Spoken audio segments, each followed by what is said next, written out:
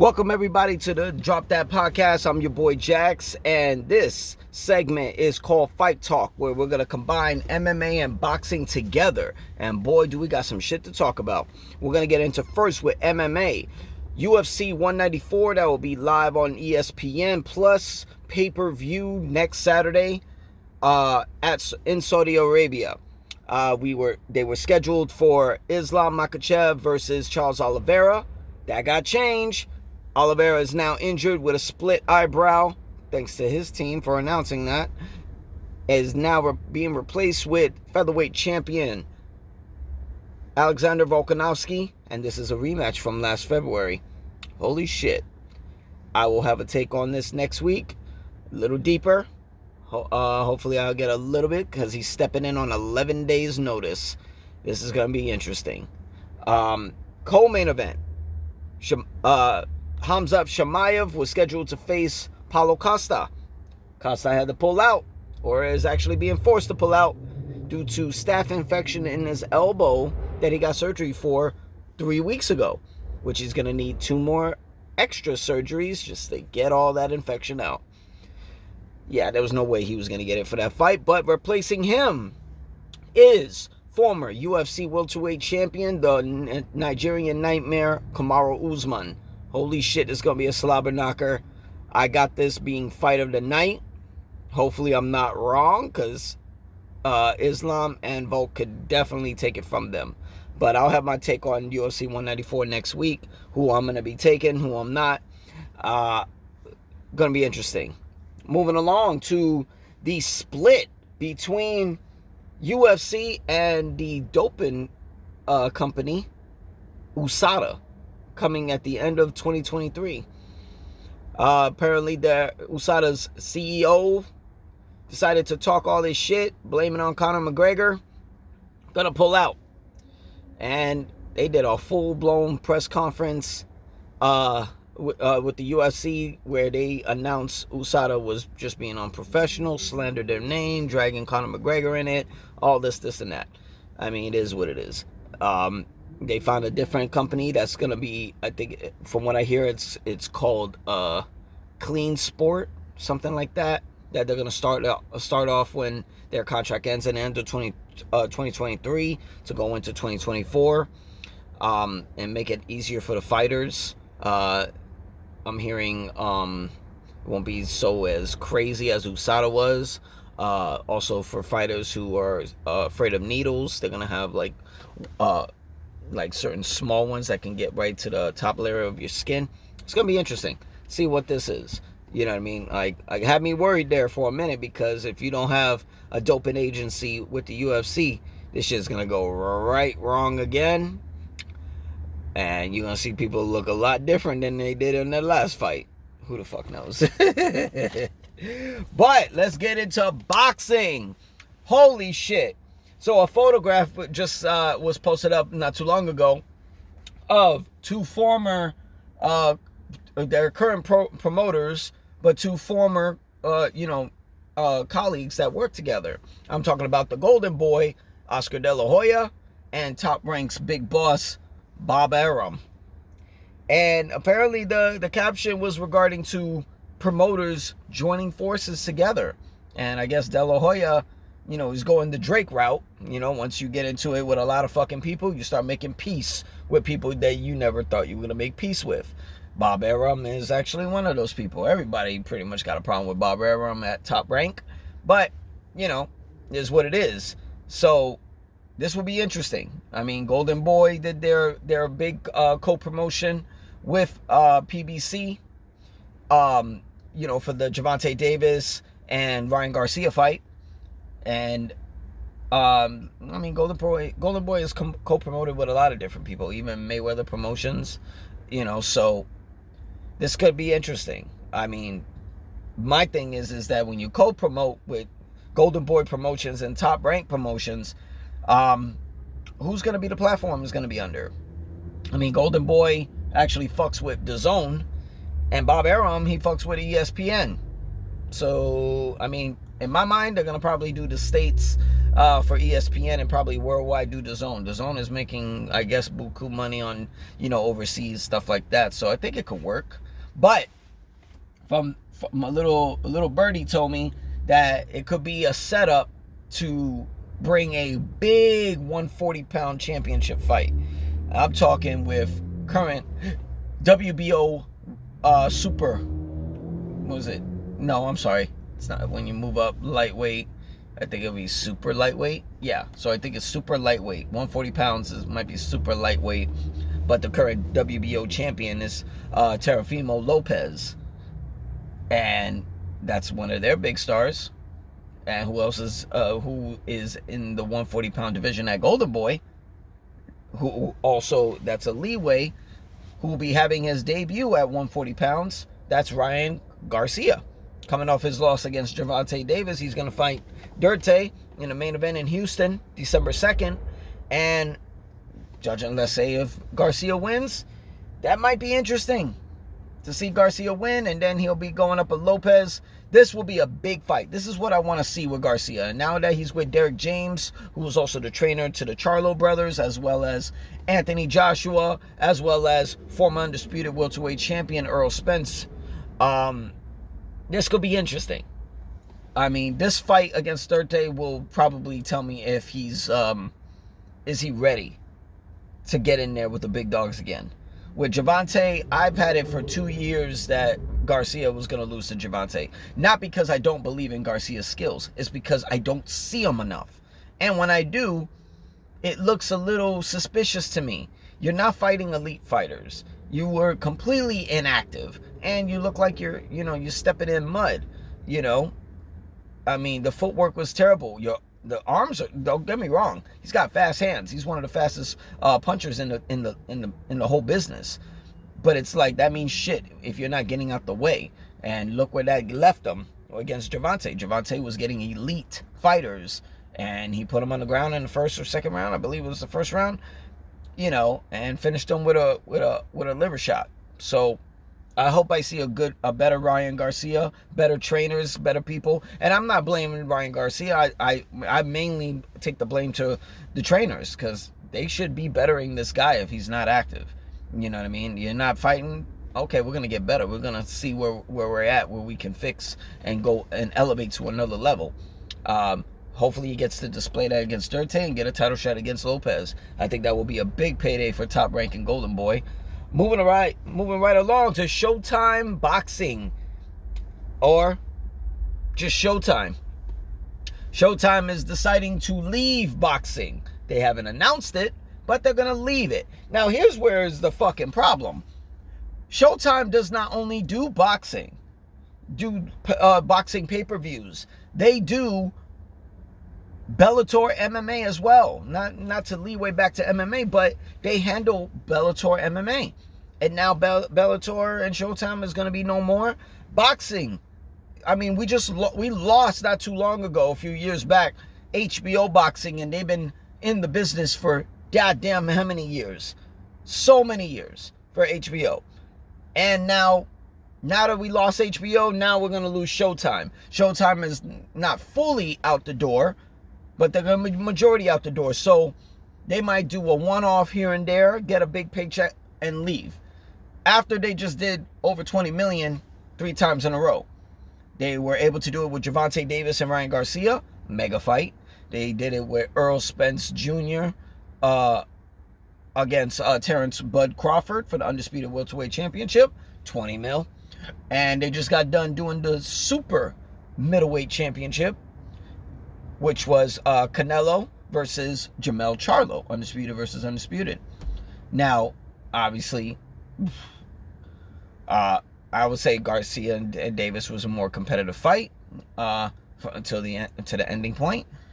Spence and Crawford just did a whole shot out. Canelo made Charlo look easy. Now Showtime is trying to get out the business. So that's interesting, because now there are multiple collaborator. PBC, that's owned by Al Heyman, is possibly going to Amazon Prime. Now, this is interesting, because One Championship in MMA does fucks with Amazon Prime. They be doing really, really great shows, great production. You know, they get paid. Them fighters get paid. Championships, elite strikers. One championship does their thing. Now, sometimes they do Thursday night football or Monday night football for Amazon Prime. What are they going to do with boxing? Now, I'm an Amazon Prime subscriber. I'm paying my subscription, no problem. Don't go crazy. You know what I'm saying? Like, I'm not paying extra for one championship. I'm not paying extra for Thursday or Monday night football. And I damn sure ain't going to pay extra for boxing. Don't do this to me. Find a way where you can meet in the middle, PBC. And I'll be damn sure glued to the motherfucking screen. If I'm on the road, I'm going to be glued to the phone, and we're going to do it from there. But if it ends up being the home of PBC, I like it. PBC has some great elite fighters, great elite champions. I think they can do great. I think they will probably do a lot better than what DAZN and Top Rank is doing with boxing right now, unfortunately. Now, here we go. The results of Misfits and DAZN boxing pay-per-view event that's also known as a Prime card. We had Logan Paul in the co-main event versus Dylan Dennis. We had KSI versus Tommy Fury, 2 undefeated fighters. But before we get into that, because it's a lot to get into that, let's go first. I watched this. I wasn't gonna lie. Certain things I was entertained with, certain things I was not. This just looked like a boxing WWE event to me, and it was very interesting. It was very, very fucking interesting. They made up their own championships. Like, you got the Misfits lightweight championship that was defended with Dean the Great, which was, to me, fight of the night. Dean the Great, and I forgot his opponent's name. Please forgive me on that. I thought it was 6 rounds. No, I'm sorry. It was 5 rounds. I gave every round to Dean the Great except the last round. The last round, he was a little bit exposed with the injury. I thought he hurt his left hand, but apparently he dislocated his left shoulder, which was a re-injury. But it was a great fight. They're making up their world championships. And they're calling it world championships. Here's my thing. If your championship is not recognized all over the fucking world, you're not a world champion. You may be a UK champion. I mean, that's like saying the IBO. Some people are rocking the IBO championship. Like, the heavyweight division has an IBO championship. Anthony Joshua was IBO champion. Can anybody tell me what the fuck that is? I Googled it. It was just a rhetorical question. Because that shit ain't recognized. It's not. It's not recognized whatsoever. So, you got, technically speaking, you have the WBA. Let me save the WBA for last. You have the IBF, the WBO, the WBC, and the WBA World Championships. It's the 4-belt era, not 5. I don't even know why Ring Magazine even got a recognized championship. Like, it looks like the World Championship from the Rocky movies. You know what I mean? With the red, white, and blue and the big gold belt buckle. Great belt, but it looks like that. I mean, that's recognized sometimes. I don't know why it is, but it is. But the IBO championship is not recognized. So why the fuck is Misfits thinking that their championship is a world championship? It's not. But, to each his own. Salt Poppy got knocked out by Slim. Damn, Salt Poppy. Technically, I've seen highlights of you, but this was the first time I've seen a full-blown match with you. And holy shit, you get cocky as fuck. You actually move better now that you lost the weight. But damn, Slim took your ass out. Hey, you might be able to recover. I think you have some skills. This one I'm gonna fucking go on a rant.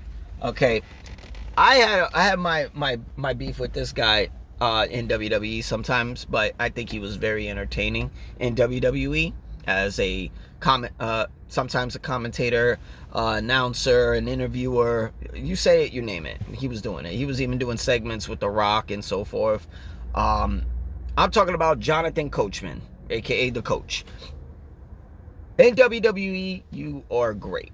You know, if you don't have a Hall of Fame ring, you should be in it. I think you deserve to be in it. You were doing so great at WWE. But this ain't WWE. Stop bringing your fucking comments on boxing. Full contact.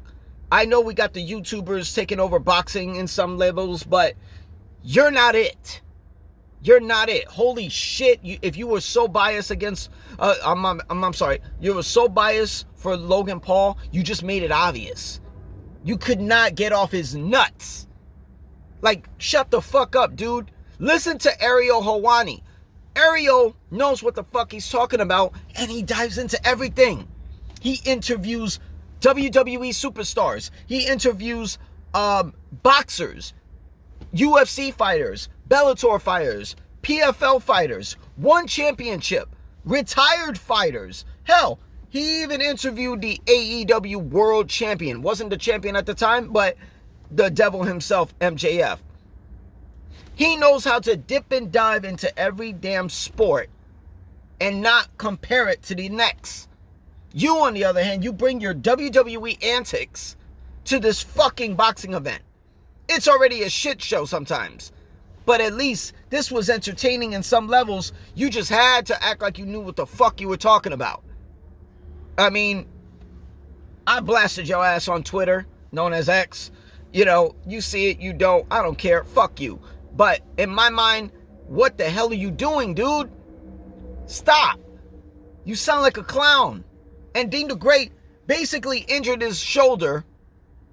It looked like his hand at the time, around round 2 or 3.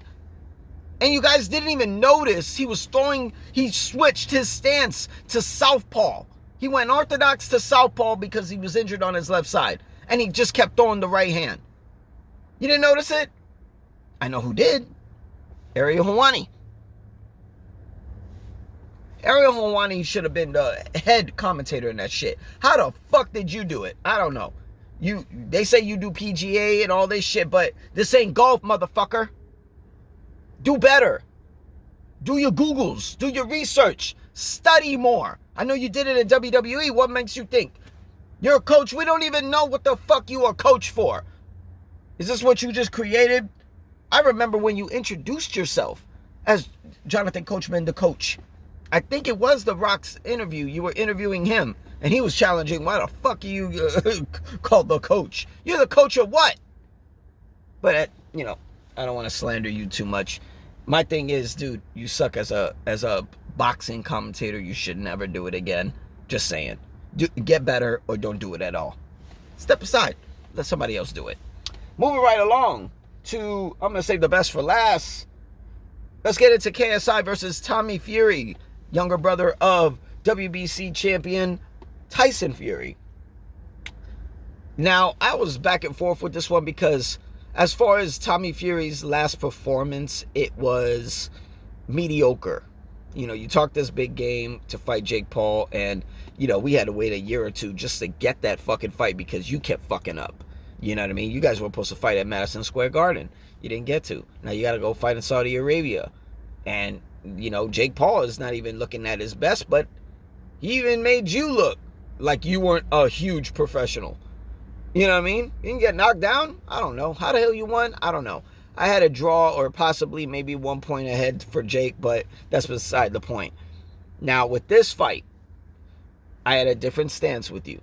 I didn't know what you were going to come with after that Jake Paul fight. And as far as KSI, he fought two bums off the couch, because Dylan Dennis had to pull out back in January. So I didn't know what kind of KSI we were going to get or what kind of Jake Paul, what kind of Tommy Fury we were going to get. And I was way more impressed with Tommy Fury. Not in the first few rounds. First few rounds, I thought you were doing amateur fucking mistakes, hitting in the back of the head. Now, don't tell me you can't see the back of the fucking head. Yes, KSI got that receding hairline. He's got a fade, it leads all the way back, and he's got the braided hair that sticks out, tied up and everything. You can see the back of his head. So don't act like it's the hair that was blocking it. You can see KSI's back of the head. So, kept hitting him. You had that point coming to you, so you deserved it. That's an amateur fucking mistake. That's something I would have thought KSI would have done. Now, off the gate, KSI came with his stance, his fighting stance, and it looked familiar to me, and I just couldn't figure it out. Where I seen this stance before? And so I got into like the third or fourth round or something like that, or probably in the end of the fight or something, and we see former Bellator fighter Michael Venom Page, MVP, who just happened to be in the corner of KSI. Holy shit! That's who trained him? Okay, 2 UK guys. All right. And I guess it worked, but it seemed like they didn't have a backup plan after. Like, I'm gonna fight like MVP with your hands looking like you're doing a fucking jumping jacks, and then throw the right out of nowhere. It worked. In the beginning of the fight, it worked. But then it just looked, what is it called? Like you were telegraphing your punches now. You didn't do shit with your left hand. Oh yeah, actually you did. You used your right hand to punch Tommy, and then used your left arm to hug him. But all we hearing, excluding Ariel Helwani, all we hearing is these dumb fucking commentators who are basically saying, oh, they get tied up. Oh, Tommy Fury is holding him. No! Look at fucking KSI's arm. It's wrapped around Tommy Fury's waist. His glove is in the back of his ass. That means he's hugging him.